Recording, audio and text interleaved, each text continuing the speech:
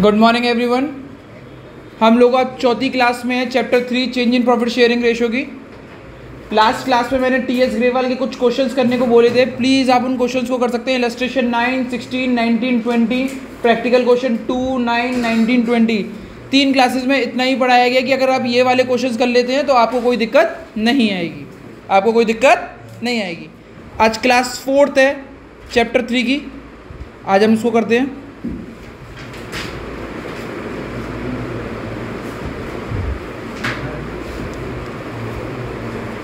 Change in profit sharing ratio,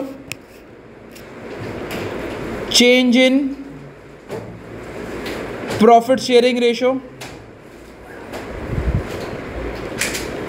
अगर आज class की बात करें तो हम लोग रिवैल्यूएशन अकाउंट के बारे में पढ़ेंगे। हम लोग रिवैल्यूएशन अकाउंट 1 मार्क्स का एक क्वेश्चन इधर से आता है। What is revaluation account? Revaluation account is an account that show the change in the value of asset and liability, that show the change of assets and liability value। Revaluation account के अंत में profit या loss निकलता है, और जो balancing figure profit and loss निकलती है उसी के ऊपर हम बता सकते हैं कि वो कौन सा नेचर का अकाउंट है।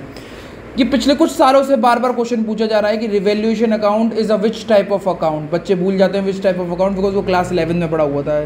तो इधर क्वेश्चन का मतलब है क्या वो रियल अकाउंट है, नॉमिनल अकाउंट है या पर्सनल अकाउंट है। ध्यान है नहीं इतना रियल के बारे में, ध्यान है नहीं पर्सनल के बारे में, नॉमिनल के बारे में।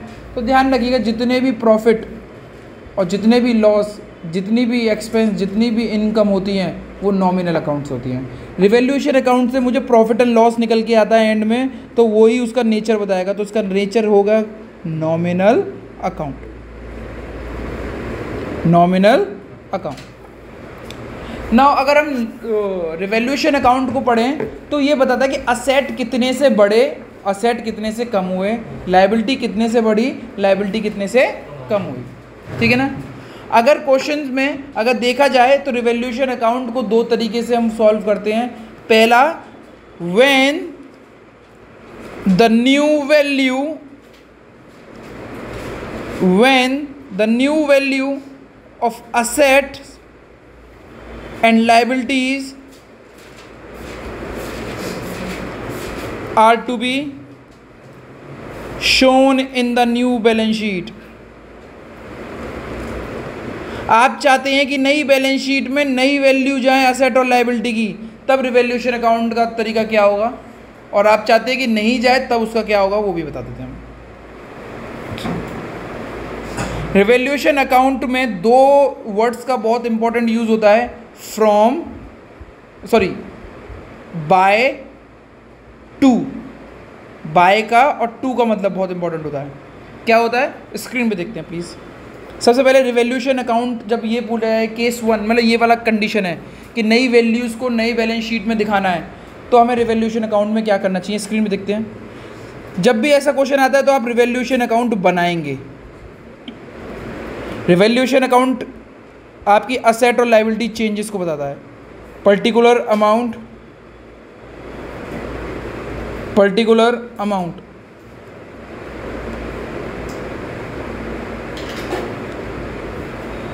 अगर आपने पिछली क्लासेस नहीं कर रही हैं तो यूट्यूब पे पड़ी हुई है, प्लीज़ कर लेना। और अगर नहीं ये वाली क्लास कर रहे हो तो रिवैल्यूएशन अकाउंट बहुत ज़्यादा इंपॉर्टेंट है। क्यों? क्योंकि एडमिशन में भी आएगा, रिटायरमेंट में भी आएगा, डेथ में भी किसी ना किसी चीज़ों में आ ही जाता है कभी कभार। रिवैल्यूएशन अकाउंट केवल असेट और लायबिलिटीज़ में चेंजेस दिखाता है कि कितना बढ़ गया कितना कम हो गया, तो वही हम दिखाएंगे किधर की तरफ। अगर असेट कम होते हैं तो वो डेबिट साइड होंगे 2 के नाम से, 2 सन्ड्री असेट। अब सपोज करो एक प्लांट एंड मशीनरी थी जिसकी कीमत 10,000 की थी, अब वो 5,000 की होगी तो वो कम हो गई, तो तुम यहाँ पे लिखोगे 2 plant and machinery. 2 sundry asset नहीं लिखोगे, 2 सन्ड्री असेट बता रहा है कि आपको यहाँ पे लिखना है डिक्रीज इन असेट को। अब असेट का नाम आएगा यहाँ पे, पर्टिकुलर असेट का नाम ब्रैकेट में लिख सकते हो, डिक्रीज इन असेट। अगर असेट बढ़ जाते हैं तो बाय सन्ड्री असेट। असेट का नाम आएगा, आई रिपीट, असेट का नाम आएगा पर्टिकुलर असेट का, ये आता है increase in asset. Same way liability के लिए होगा, अगर लायबिलिटी बढ़ती है तो 2 sundry liability, increase in liability, particular name आएंगे लाइबिलिटीज के बढ़ने के और कम होने के। थोड़ा सा मैं आपको बता दूं कि रिवैल्यूएशन अकाउंट के अंदर गुडविल नहीं शो करते हम लोग, गुडविल नहीं शो करते हैं। बाय सन्ड्री लाइबिलिटी, अगर कोई लाइबिलिटी मेरी डिक्रीज हो रही हो, डिक्रीज इन लाइबिलिटी।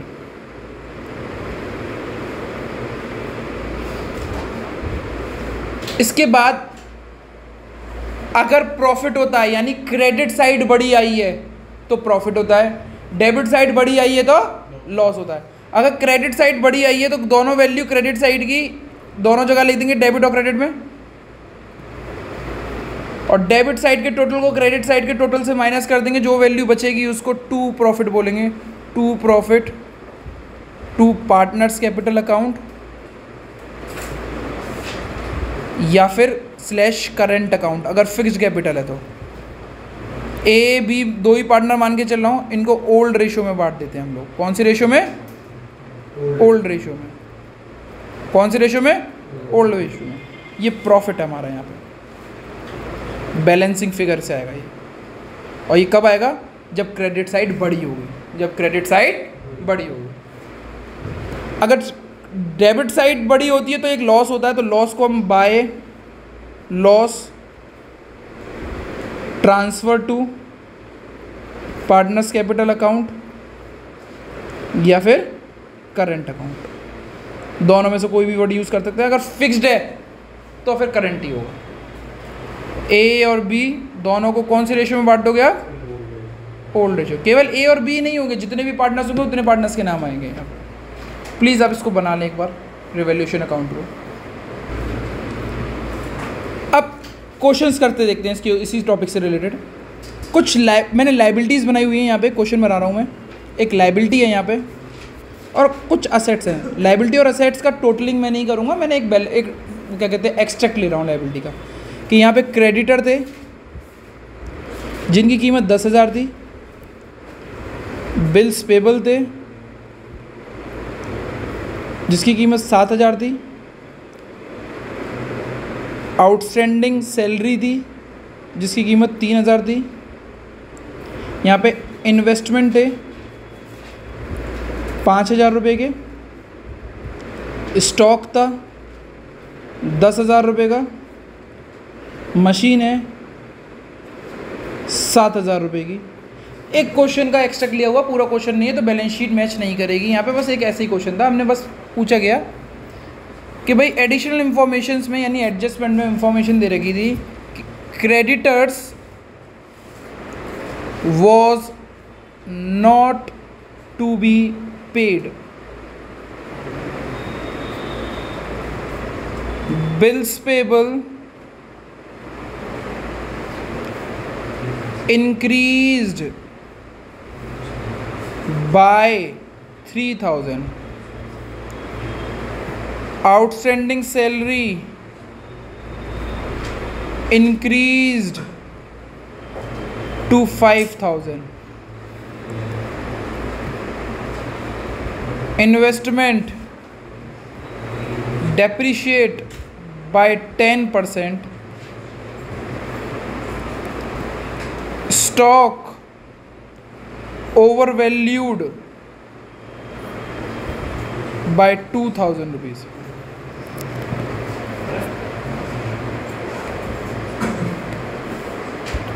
अगर आप इस क्वेश्चन को देखते हैं और आपसे बोला जाता है कि रिवैल्यूएशन अकाउंट बनाएं, तो सबसे पहले आपके मन में ये क्वेश्चन जाना चाहिए, चैप्टर 3 के अकॉर्डिंग अगर चल रहे हैं तो क्या नई वैल्यू को नई बैलेंस शीट में दिखाना है या नहीं।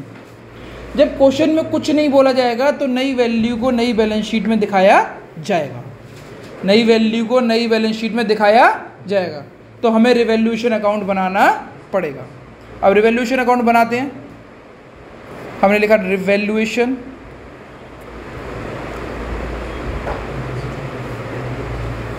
Revaluation account, particular amount,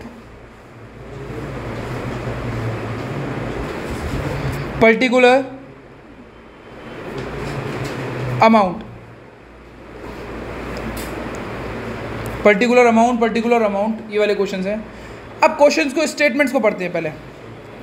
creditors was not likely to be paid, creditors was not likely to be paid, ये जनरल एंट्री, ये क्या कहते हैं, एडजस्टमेंट बहुत इंपॉर्टेंट एडजस्टमेंट है, बार बार रिपीटिव होती है और मैं बार बार क्वेश्चंस में भी देता रहता हूँ। Creditor was not to be paid का मतलब है क्रेडिटर को अब कुछ भी नहीं देना। तो क्रेडिटर बढ़ गए या कम हो गए? कम हो गए। क्या हो गए? कम। और लायबिलिटी कम कहाँ पे होती है? क्रेडिट साइड में, इसमें रिवैल्यूएशन में, बाय क्रेडिटर। पूरे के पूरे क्रेडिटर को कम कर दो। कितने रुपए से कम हुए? 10,000 से। ध्यान रखना, अगर क्वेश्चन में बाय लिखा हुआ है तो डायरेक्टली आप वैल्यू लिखेंगे रिवैल्यूएशन अकाउंट में, और अगर टू या ऐड करके लिखा हुआ है तो माइनस करके लिखेंगे। बाय लिखा है तो क्या करेंगे आप? डायरेक्ट, और टू और ऐड करके लिखा हुआ है तो माइनस करके।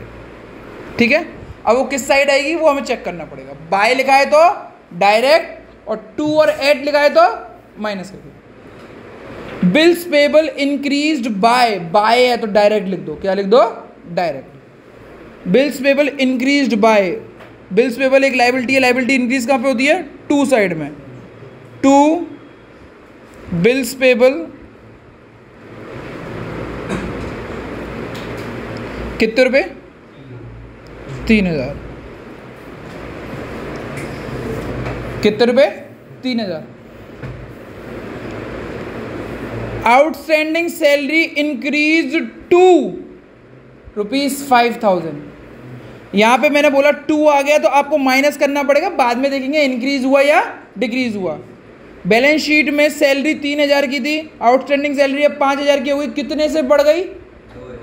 2,000 से। तो माइनस करके 2,000 आया ना आंसर, तो वो माइनस करके आंसर लिखेंगे। अब चेक करेंगे इंक्रीज हुआ है, डिक्रीज, इंक्रीज हुआ है। इंक्रीज, लायबिलिटी इंक्रीज कहाँ होती है? टू साइड में। To salary 2,000 rupees. Investment depreciate by 10%, investment की वैल्यू थी वो डेप्रीशिएट हो गई, और असेट डेप्रीशिएट डेबिट साइड में होते हैं। टू इन्वेस्टमेंट 5,000 का 10%, 500 is an answer. Stock over valued, यहां पे थोड़ा सा समझेंगे। ओवर वैल्यूड का मतलब होता है कोई चीज़ ज़्यादा दिखाई दे रही है उसको कम कर दो। ओवर वैल्यूड का मतलब ये नहीं होता कि आपको ज़्यादा दिखाना है, कोई चीज़ ज़्यादा दिखाई दे रही है उसको कम कर दो। तो ओवर वैल्यूड हो तो डिक्रीज करना है, और अंडर वैल्यूड हो तो इंक्रीज करना है। जस्ट उल्टा चलेंगे हम लोग। तो यानी अगर ये क्वेश्चन में क्या लिखा हुआ है? स्टॉक डिक्रीज्ड, ओवर वैल्यूड का क्या मतलब है? Decrease. Stock decrease by 2,000 rupees, तो स्टॉक डिक्रीज कहाँ पे होता है? टू साइड में। To stock 2,000। और क्वेश्चन में कुछ नहीं दे रखा था, हमने बैलेंसिंग करना चालू करी। मुझे देख के ही पता लग रहा है कि डेबिट साइड बड़ी है, तो मैं डेबिट साइड का ही टोटल कर रहा हूँ। 3, 5, 6, 7,000। अच्छा, क्रेडिट 10,000 के थे, सॉरी, मेरे को 1,000 लिख दिया था मैंने, इसीलिए मुझे ऐसा लगा। क्रेडिट 10,000 के हैं, तो 10,000 की दोनों जगह पे वैल्यूज़ क्रेडिट साइड बड़ी है, और डेबिट साइड 7,500 की है, तो यानी लॉस, वो प्रॉफिट हुआ है। क्रेडिट साइड बड़ी होती है तो प्रॉफिट कितने का हुआ है? 2,500 हुआ। ये प्रॉफिट डिवाइड हो जाएगा पार्टनर में, टू प्रॉफिट ट्रांसफ़र। क्वेश्चन में मैंने पार्टनर नहीं दिए, मैं मान के चल रहा हूँ कि ए और बी था, इक्वल रेशियो था, तो 1250, 1250, 1250, 1250।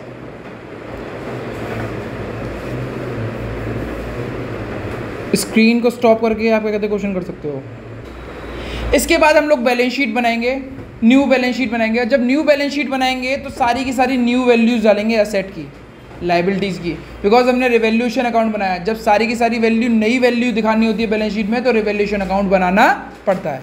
ठीक है, क्वेश्चन में कुछ नहीं बोला गया था, तो हम यही मान के चलेंगे कि new values are to be shown in the balance sheet, तो रिवैल्यूएशन अकाउंट बनाना है। स्क्रीन पे देखें प्लीज। लायबिलिटी अमाउंट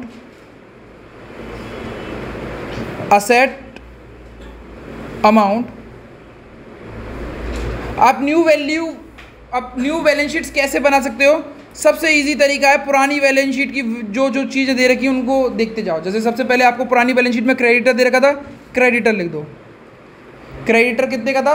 10,000 का। अब इसमें वो कितने का कम हो गया? 10,000 से कम हो गया, तो यहाँ पे कितना आएगा? 0। तो यहाँ पे लिखने की ज़रूरत नहीं पड़ेगी उसको, यानी वो 0 हो गया। जो 0 होगा उसकी वैल्यू लिखने की ज़रूरत नहीं है।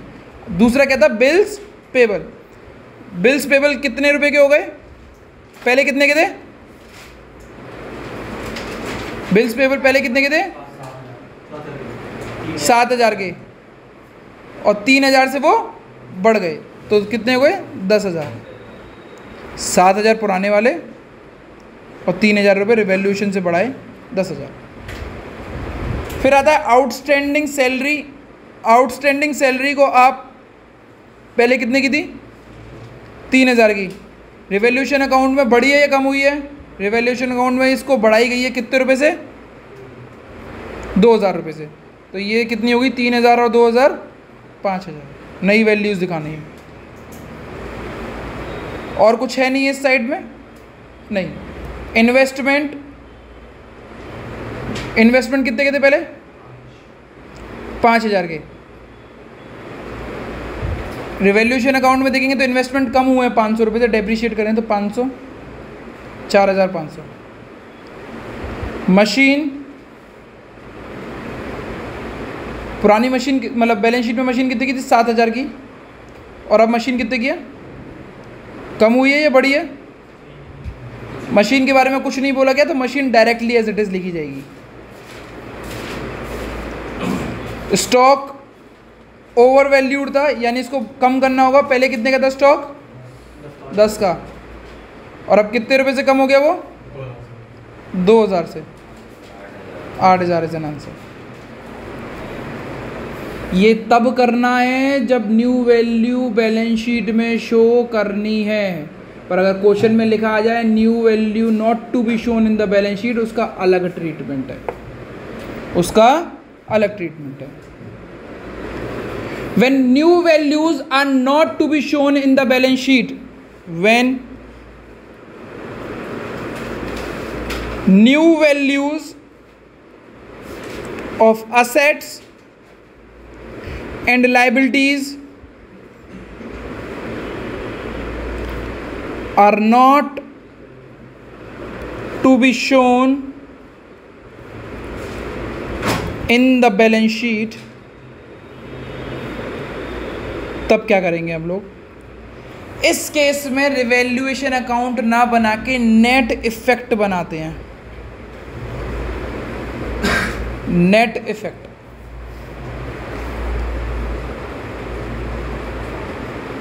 सबसे पहले लिखेंगे इंक्रीज इन असेट।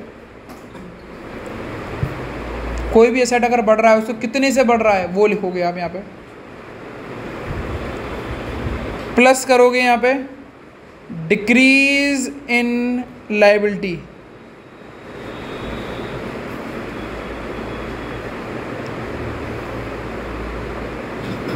टोटल कर दो इनका, फिर माइनस करोगे डिक्रीज इन असेट,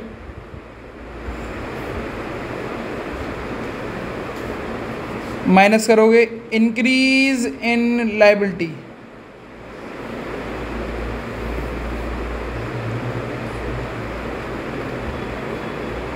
अगर आंसर पॉजिटिव में आया तो वो प्रॉफिट है, और आंसर नेगेटिव में आया तो लॉस है।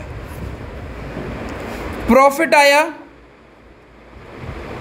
तो आप जनरल एंट्री पास करेंगे गेनिंग टू सेक्रीफाइस। अब ओल्ड रेशो में नहीं बढ़ेगी, गेनिंग टू सेक्रीफाइस में बढ़ेगी।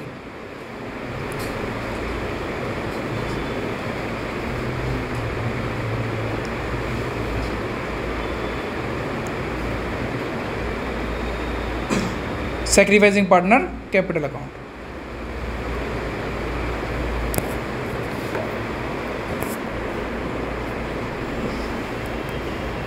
पर अगर लॉस आता है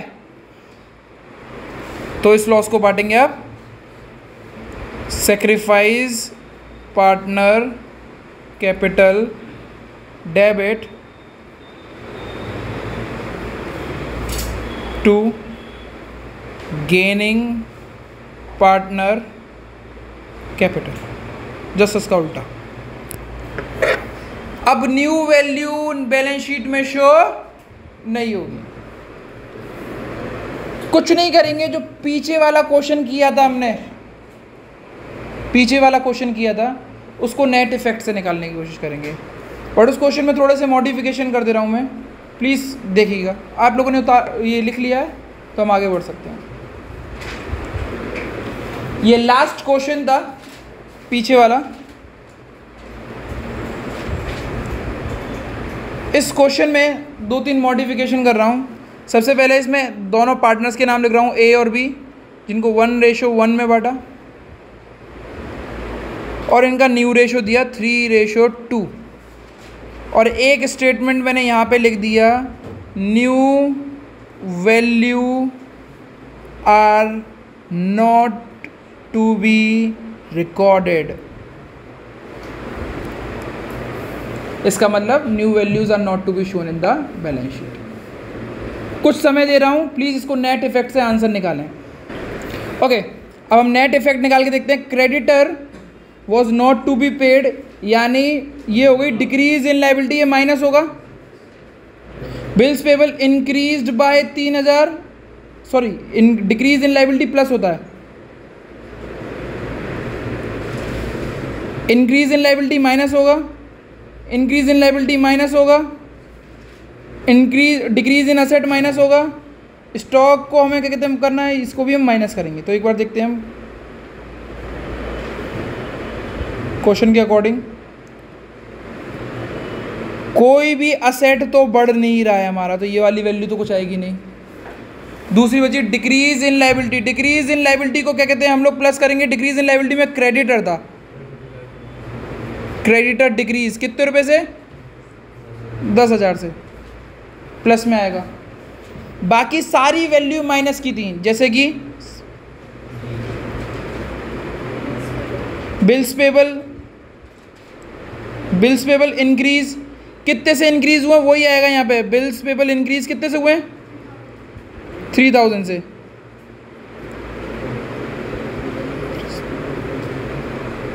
दूसरा आउटस्टैंडिंग सैलरी कितने से डिक्रीज हुई है, इंक्रीज हुई है, सॉरी 2000 से। और इन्वेस्टमेंट कितने से डिक्रीज हुए, 500 से। और स्टॉक ओवर वैल्यूड था तो उसको भी डिक्रीज करना है। असेट डिक्रीज होते तो माइनस करते हैं 2000। इन सबको प्लस किया, 7,500 रुपये माइनस किया है। 10,000 में से 7,500 गए तो 2,500 इज एन आंसर प्रॉफिट का। और प्रॉफिट किस में बटेगा फिर, ये वाला गेनिंग टू सेक्रीफाइस। अब ए का old ratio minus new ratio 1/2 minus 3/5, 10 LCM गया, 5 माइनस 6 माइनस 1/10। बी का निकालने की ज़रूरत नहीं है, 1/10 will be an answer, that is sacrifice and it is gaining. तो जनरल एंट्री होगी ए कैपिटल। अगर थोड़ा सा भरोसा ना हो तो करेंट लिख देना, account debit to be capital. Capital और करेंट अकाउंट कभी भी लगा सकते हो, बट अगर फिक्स्ड और करेंट वर्ड दे रखा है क्वेश्चन में तो आपको करेंट ही लगाना पड़ेगा। 2,500 का 1/10, 250 रुपये हुआ, 250 इज एन आंसर। इतना सा करने के बाद आपको बैलेंस शीट बनानी हो तो बैलेंस शीट में सारी की सारी वैल्यू जो होंगी वो पुरानी आएगी, कोई भी नई वैल्यू नहीं आएगी। Because I have said new values are not to be shown in the new balance sheet. मैं एक समरी दे रहा हूं थोड़ी सी, जो सिंगल एंट्री को आपको समझने में मदद करेगी। गुडविल वैल्यूड बच्चों ओल्ड रेशियो में बढ़ती है या गेनिंग टू सेक्रीफाइस में? मैं ऐसे करके ब्रैकेट लगा दे रहा हूँ, गेनिंग टू सेक्रीफाइस। मैंने बोला बेटा general reserve if not distribute है, इफ नॉट डिस्ट्रीब्यूट। अगर आपको नहीं पता तो नोट चेक करो। इफ नॉट डिस्ट्रीब्यूटेड है, तो किस में बटेगा? Gaining to sacrifice.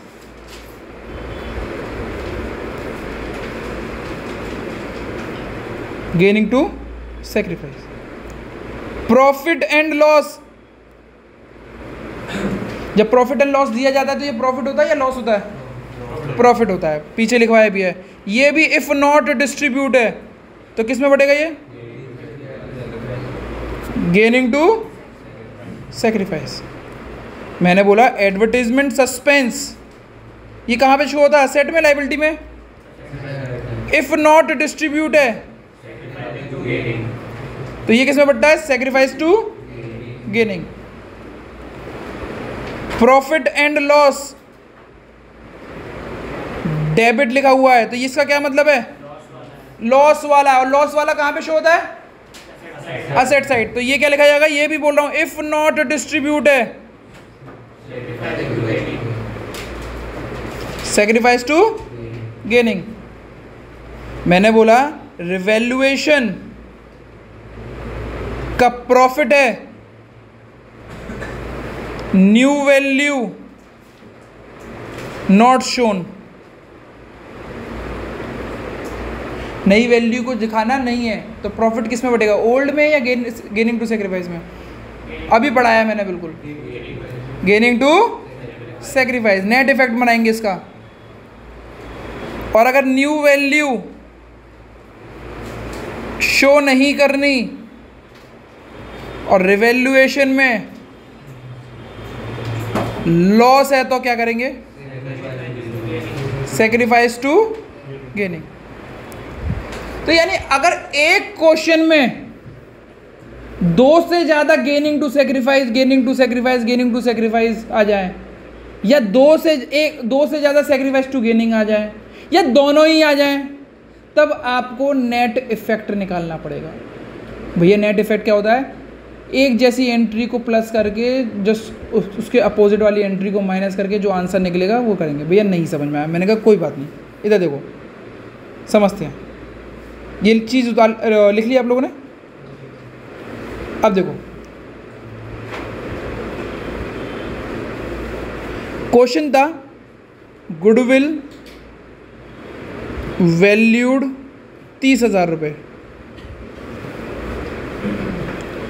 General reserve लिखने की ज़रूरत नहीं है, समझने की ज़रूरत है बस। अभी नया क्वेश्चन दूंगा। जनरल रिजर्व 15,000 रुपये, ठीक है। एडवर्टीजमेंट सस्पेंस 15,000 रुपये। और यहाँ पे एडिशनल इंफॉर्मेशन में दे दिया general reserve and advertisement suspense account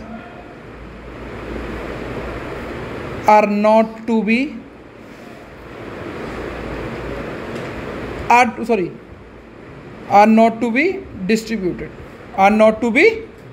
distribute. बस मैं आपसे जो क्वेश्चन पूछूं उसका आंसर दें। गुडविल वैल्यूड के लिए कुछ भी दिक्कत नहीं होती, क्योंकि गुडविल वैल्यूड की जनरल एंट्री क्या होती है? गेनिंग टू सेक्रीफाइस 30,000 रुपये।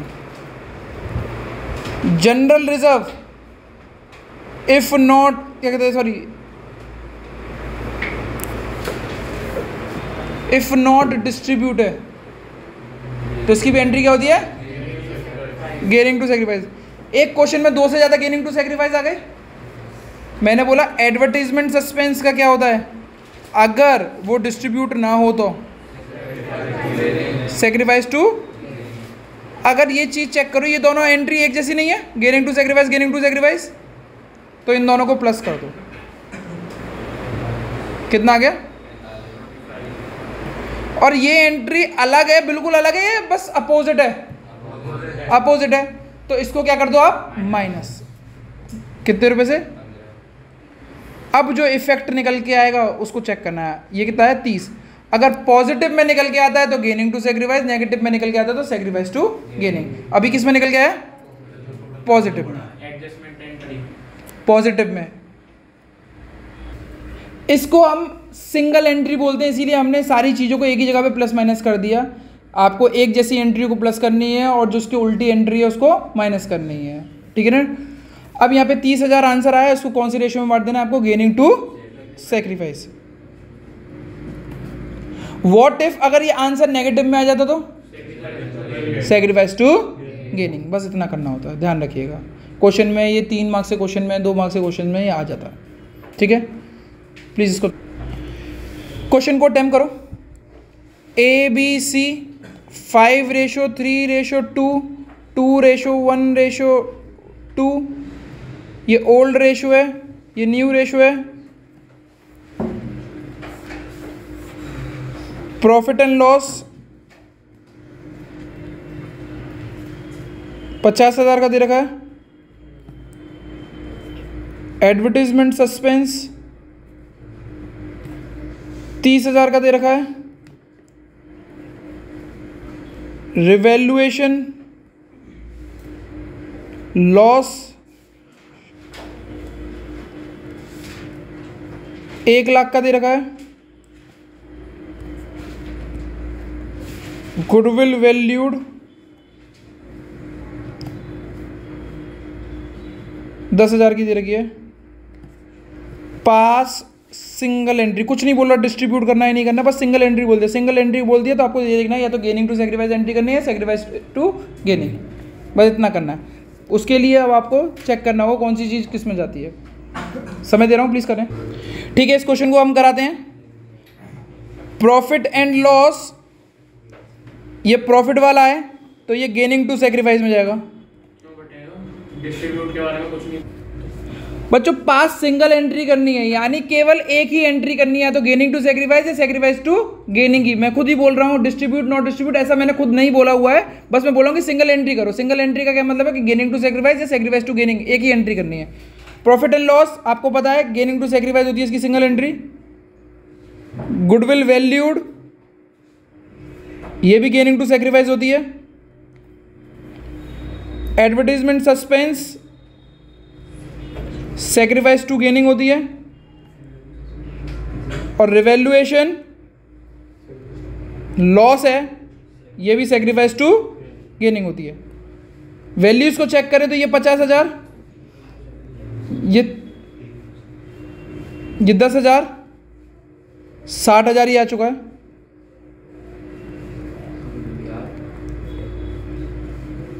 गेनिंग टू सेक्रीफाइस 60,000 आ चुका है और सेक्रीफाइस टू गेनिंग ये 30,000 माइनस के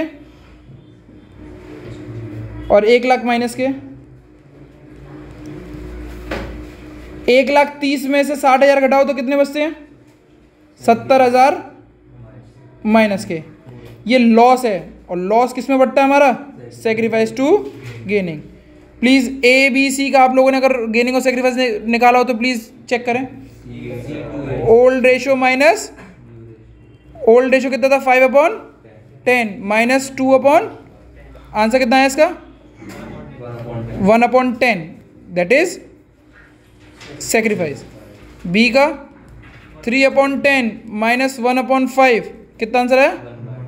1/10, ये हो गया सेक्रीफाइस। सी का कितना है? 2/10 माइनस 2/5, 2/10, ये हो गया माइनस में, ये हो गया गेनिंग का।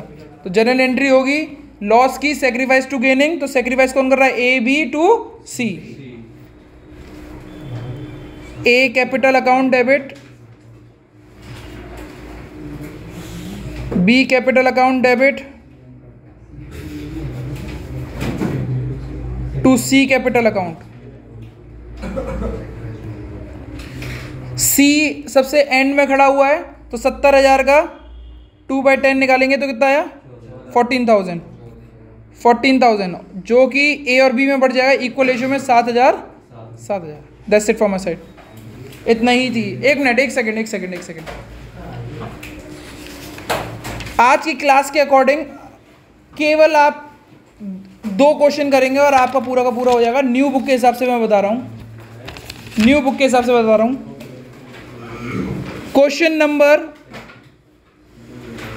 22 and 25 of your book. Book कौन सी है? टी.एस. Grewal, new edition 2024। बच्चों अगर क्लास समझ में आई हो तो वीडियो को लाइक करें, चैनल को फॉलो करें और बेल आइकन ज़रूर दबाएं। और आप लोगों के लिए मैं एक और चीज़ बताना चाहता हूं कि कॉमर्स ज्ञान का ऐप लॉन्च हो चुका है। डिस्क्रिप्शन में उसका क्या कहते हैं लिंक दिया गया है। आप उस लिंक पर जाके फ्री टेस्ट दे सकते हैं, खुद भी दे सकते हैं, अपने दोस्तों को भी दिलवा सकते हैं। वहाँ फ्री नोट्स भी हैं, वीडियोज़ भी डले हुए हैं एक्स्ट्रा, और एक्स्ट्रा टेस्ट भी हैं। तो प्लीज़ आप उसको भी देखें। Thank you everyone.